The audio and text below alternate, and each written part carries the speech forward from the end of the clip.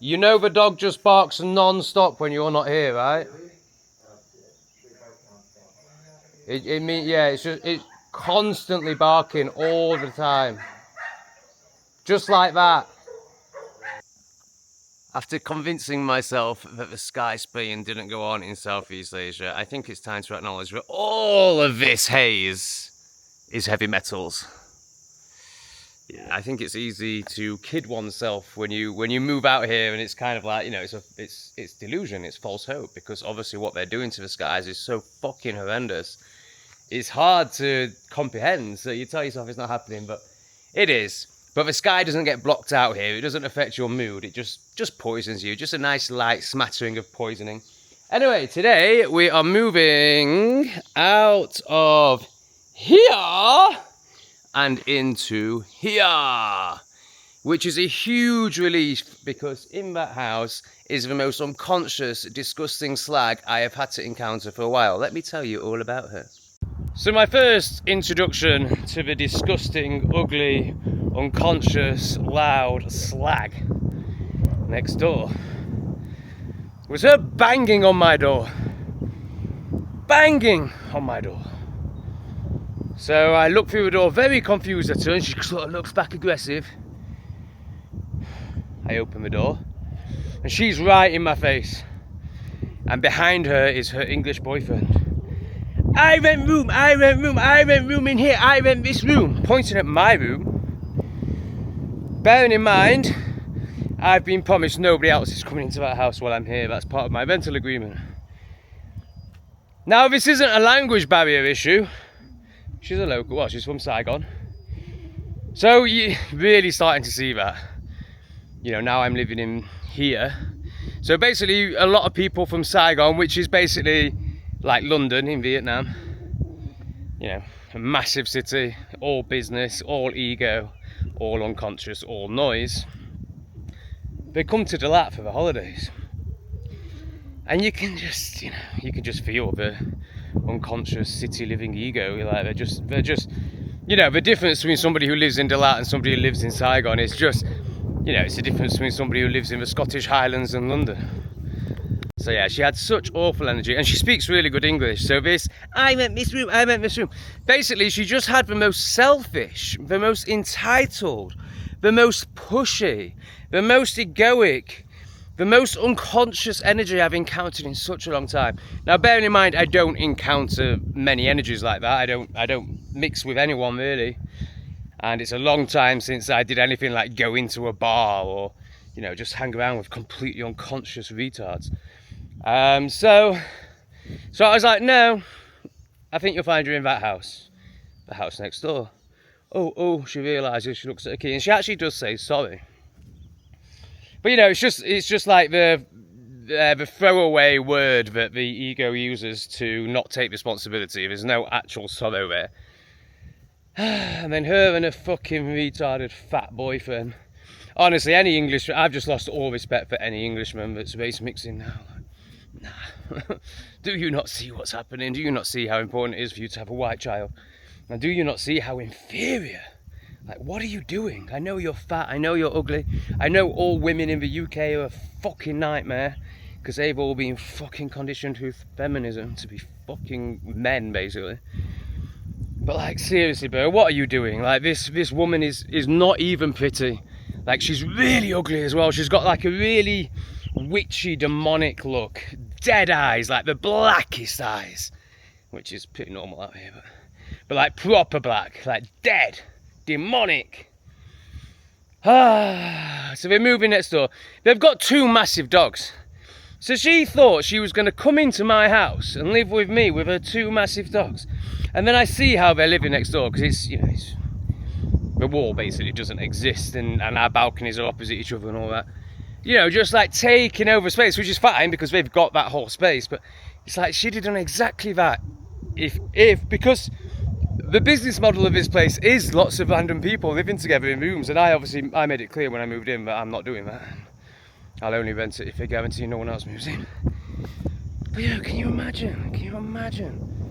Anyway, and the idea, like, you know, that business model is bonkers enough, but like in Vietnam, mixing expats and Vietnamese people, like,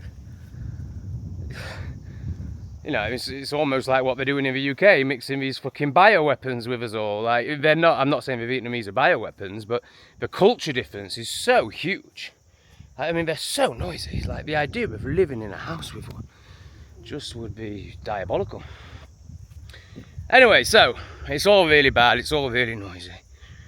And then, of course, as the unconscious do, they can't be with themselves, they can't have an internal thought. So what do? They invite all their unconscious friends over. So last night I'm sat listening to 4 fucking unconscious retards try and outdo each other. So, you know, this is what socialization is. This is how the unconscious, this is why I stopped doing it, because it's all just a fucking peacock fest. No one's actually trying to connect, no one's being vulnerable, no one's being honest. It's all like, do you know this? Oh, well, I know this. Oh, but what about this? Like, all these, like, just trying to show their intelligence and, you know, feel knowledgeable. It's all so external. It's all so egoic. It's all so fucking disgusting. So, you know, I had to listen to it. And as pleb chat goes, it wasn't too bad. Like, they were at least talking about politics and AI. Obviously all just fucking stories that they're being fed. None of it's real. But, you know, at least it wasn't like Celebrities or Love Island or, you know, the real low of the low. But it was awful. But it was more than the content. It was like how they're not actually interested in what each other is saying, and how they're just trying to outdo each other all the fucking time. It's just disgusting. So that was the first night, and I soon realised, like, these people have to socialise all the time. Like, these people cannot be alone. Like, they just can't be alone. And obviously they've got music on while they're socialising. I find it fascinating how these retards, and many of you will be one of these, like, hopefully you'll recognise this, but whenever you socialise with someone, you have to have something on in the background, usually music or maybe the TV, because you're so scared of there being a silence. You're so scared of the reality that actually you have nothing to connect to each other about, and that you're just trying to validate each other. It's like when I think back to my last friend that I had, but before the awakening and, like, having conscious individuals that reflect things to me rather than friends, it was football friends. And we used to go out every Saturday together, drink 18 pints and watch the football. And then I stopped going to a football and I stopped drinking. And it was after Derby away. I passed out at Derby away. It got to the point where I realised I wasn't enjoying it, and I was drinking so much. It got to the point where I was sneaking beers into the stadiums in my pants, because I was just surrounded by retards. I was starting to awaken, and I just had to get blotto to keep doing it. And I collapsed at Derby away, and my mates had to carry me out of the stadium. And that's when I realised, like, okay, I'm not enjoying this. It's like when I used to go clubbing and take 18 pills. Like, no, I don't enjoy clubbing. Yeah. So I thought one of these guys was my best friend. And after I stopped going to football, basically stopped drinking pretty much straight away, because the drinking was only for the football, really. And we met up. And we met up some pints. I wasn't like, I'm not drinking anymore. It just fell away when the football did. And we met up in a bar, and we had nothing to say to each other. And after 2 pints, we started, chatting shit. But the first half hour before we supped the 2 pints was agony. And that was the last time we ever saw each other. So yeah, it's like the minute you took away the football, what we actually connected over, there was nothing between us. Nothing at all. And then, like, a few years later, the great intelligence test happened of 2020, and he went to. I remember I removed him off Facebook when he wrote something like, it was when we were all having to sign into buildings and all that fucking nonsense, and he was basically saying, if you don't do it, you're just a bad person. And that's when I removed him off Facebook and never spoke to him again. Anyway, so I knew exactly what was going to happen the next night with these retards, because it's a level of consciousness that just can't be with itself, completely unconscious. So I knew exactly the same was going to happen the next night. And it did. And it was the same people, like these desperate people that you can tell don't even fucking like each other, just hanging around together every night because none of them can bear to be alone. And that they leave like thinking they've achieved something. Oh God. It got to a point where she just started screaming. At about 11 o'clock, her way of communicating was screaming. Like through excitement, through trying to dominate the conversation. Like, it was just revolting. Like, the idea of being around her, like, I just can't imagine people choose to do that. But they do, because they're completely unconscious and retarded. Oh man. Anyway, so the landlady texts me about 5 o'clock saying, your flat is ready. This is last night. Your flat is ready. You can move in now or tomorrow morning. And I just put straight away, I'll move in now. Because that fucking unconscious slag next door. Oh God, she's so vile, man. She's so vile. She actually makes me feel fucking sick. Oh God, her energy is so bad. And the landlady obviously laughed and probably assumed that I was being unreasonable. But you know, it's so difficult when you're dealing with unconscious people, which is basically everyone from my perspective. You know, there's the odd one on here like Kiwi or Lee, who are like, oh wow, they're conscious. But you know, in terms of, you know, who I meet, apart from this guy up here, I want to start talking to this guy. I've always got my camera when I pass him, and he looks down on me. He lives in a tent. Like, he's clearly a very enlightened man. I'm going to switch the camera off for when I pass him. Yeah, he's just so not interested in me. It's so funny because he's living in a tent. He's walking about shirt off, and I can just feel as I walk up to him, like, you know, I've got all this sun protection on, which is unnecessary. You know, this just screams I don't trust. This just screams I'm fighting my environment. You know, of course he doesn't want to fucking talk to me. Anyway, we'll talk more about that on my other channel, at Tom_Greatorex, if you're interested in deep philosophical, psychological stuff. Anyway, so today I'm going to move. I'm hoping the flat will be a bit quieter. Like, obviously the house is amazing, but whenever somebody moves into the one next door, it's hell. And because it's positioned a bit higher and at a different angle to the police station, I'm just hoping it'll be a bit quieter. So that's what we're going to do today. So he's putting up a new picture. This box is going to end up on that wall. Oh, it's just going to bring the whole place together. Beautiful.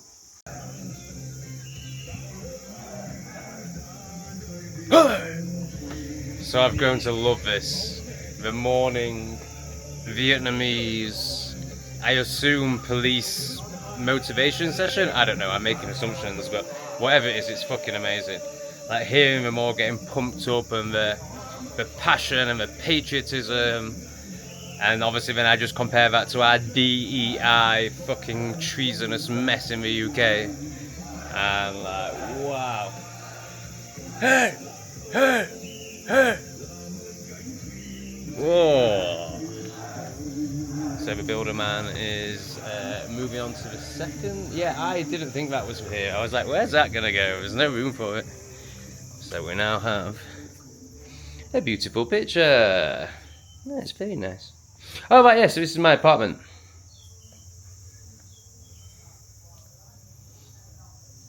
I love it. I absolutely love it.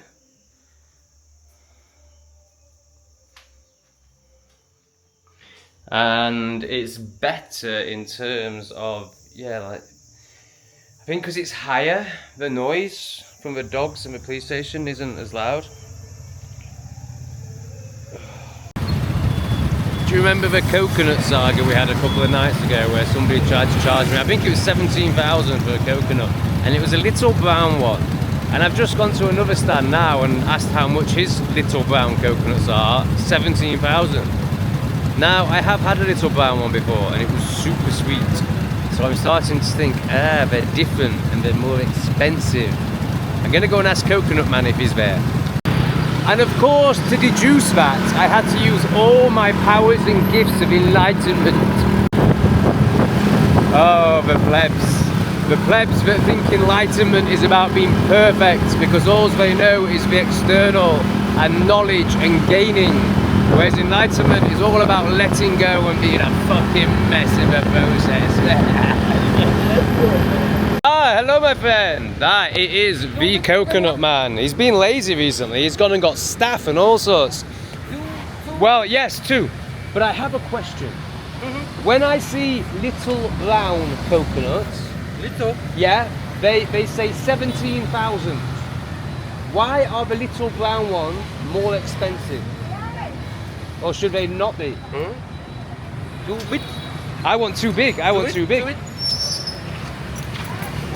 I don't think he understood the question, but he does speak. He speaks relatively good English. I will try again. Or maybe he's not really my friend.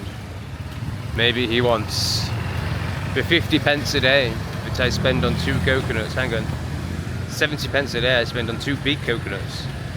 Over telling me that yes, it's the little brown ones you seek. Ooh, it's the first time I've ever said that. But not quite true. I did used to find them quite attractive, to be honest, before I deconditioned and realised that, oh no, we're different, we're very, very different, and definitely shouldn't be mixing with them in any way, particularly a sexual way. But yes, I think maybe it's all about little brown coconuts, because if I'm honest, these aren't great. Like, sometimes they're pretty tasteless. So yeah, because I'm so enlightened, I've managed to work out. So what I'm trying to do there is emphasise the difference, and I'm not even saying I'm enlightened, I just say that to trigger the plebs. Because I just love triggering plebs, it's so funny. And it's what I'm here to do, you know, I'm here to shake the repression of retards. But yeah, I'm just trying to point to the huge difference between gaining knowledge, reinforcing the ego, regurgitating what one tells you, and letting go of all the lies and all the, look at this service, all the layers of conditioning that you've been conditioned with, and experiencing what actually is. TikTok, YouTube, yeah! YouTube has the money! The Jews throw the shekels to us. No, of course I'm not fucking working for them. I couldn't possibly, I would sooner die. What I mean is, obviously, YouTube is really, I really shouldn't even be using the words, but it's that J-word tube. YouTube. Eat now. Oh, it's an, is it an eat now? That feels hard. Oh, it's an eat now, it's an eat now. Eat now. Eat now, but now? not so soft it has parasites. How many?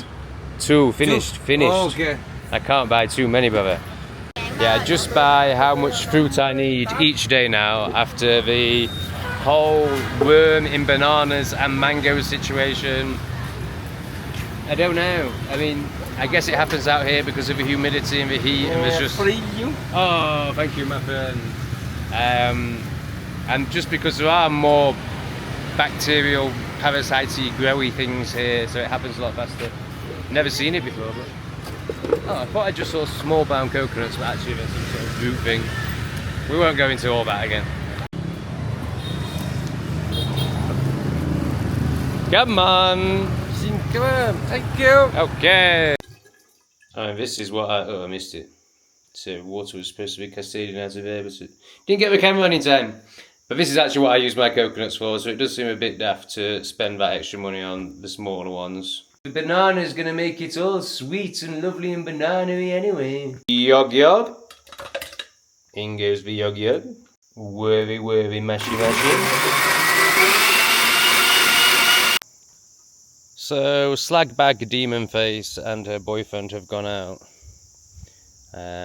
But they've left a dog, and it's not incessant like it has just stopped, but it will start again in a minute.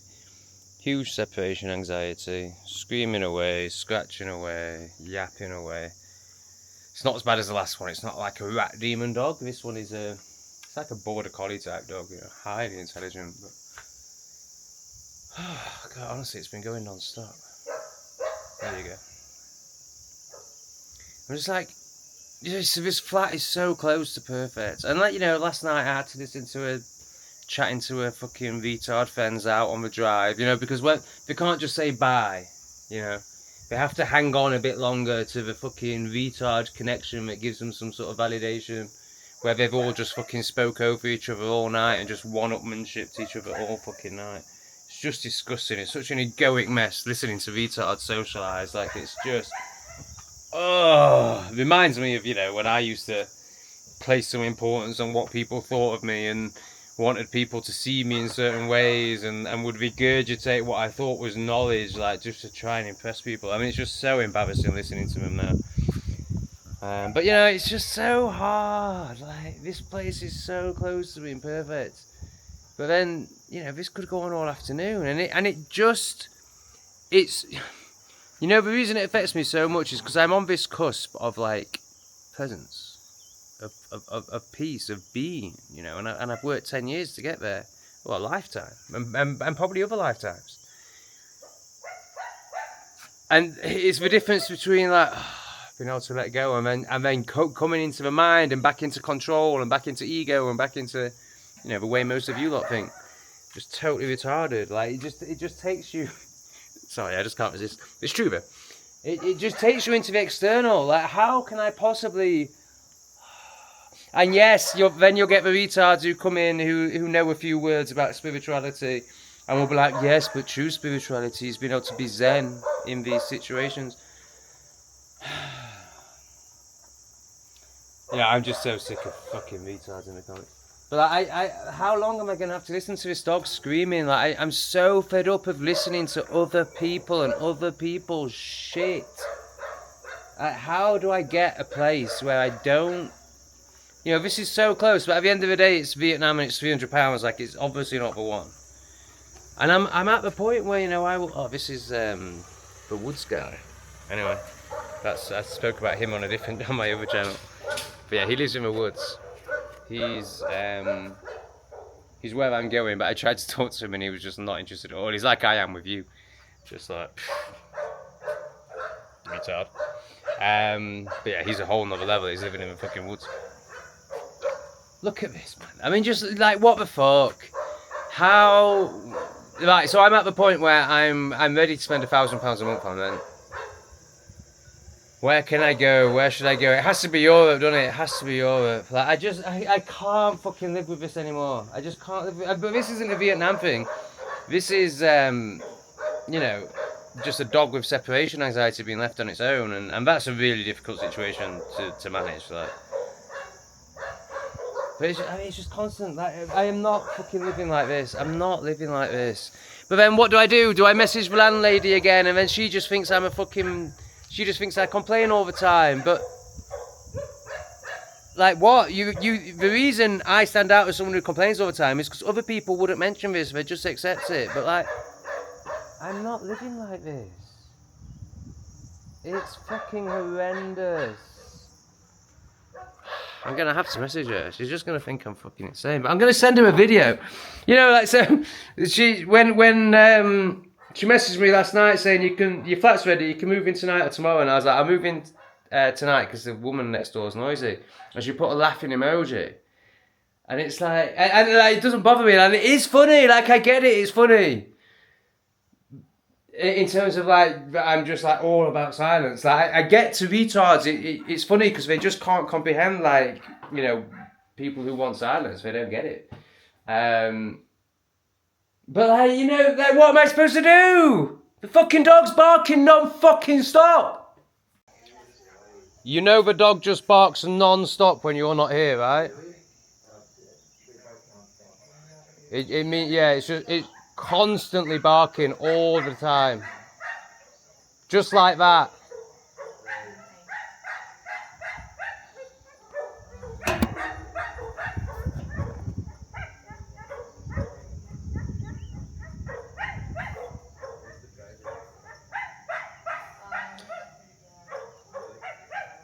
It's the brown one, it's not both of them, it's just the brown one.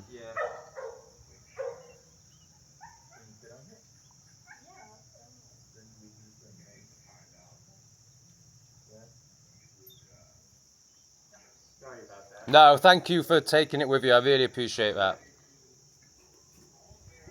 Oh, how much longer have they booked in? Like 2 hours. What, the dogs or you? Oh yeah, they're all leaving. Oh, okay, great. All right, I'll leave you be then. It doesn't matter. Cheers, mate. Yeah. That went well, didn't it? So I did originally text the landlady, and then I deleted the message because I was just like, you know, all she can do is text them, like, have some balls, say something yourself.